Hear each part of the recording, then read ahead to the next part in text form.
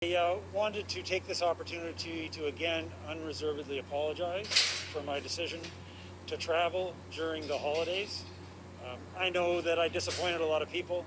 I hope people appreciate I've disappointed no one more than myself. Later on today, I'm going to be speaking with Premier Ford.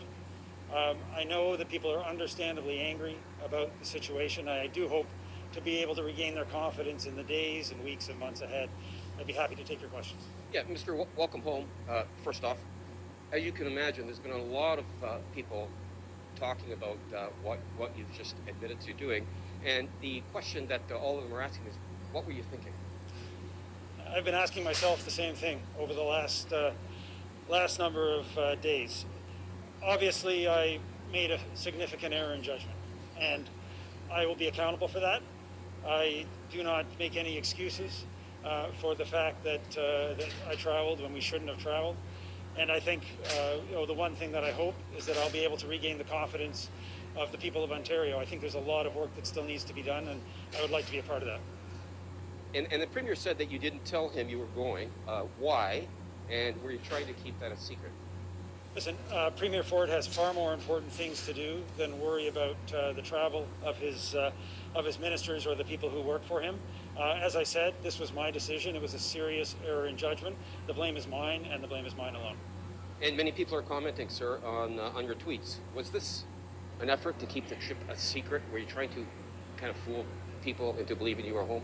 Listen, I understand why some people believe that's the case. It is not. Many politicians, I would almost say most politicians, pre-program and pre-record a lot of their social media content. I did that to promote Ajax businesses, to promote the COVID-19 supports that we have for small businesses across the province, and to wish my constituents a holiday greeting.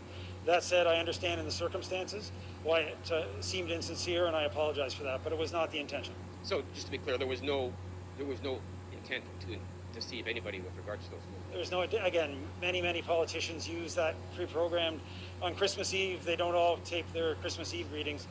They tape them before. That's what I did. Sir, will you resign? You know, I think that there's a lot of work still to be done in the province, but finally, that is one of the things that I'll be talking to the Premier about today. I understand that my actions have angered a lot of people, and I have to earn back that confidence.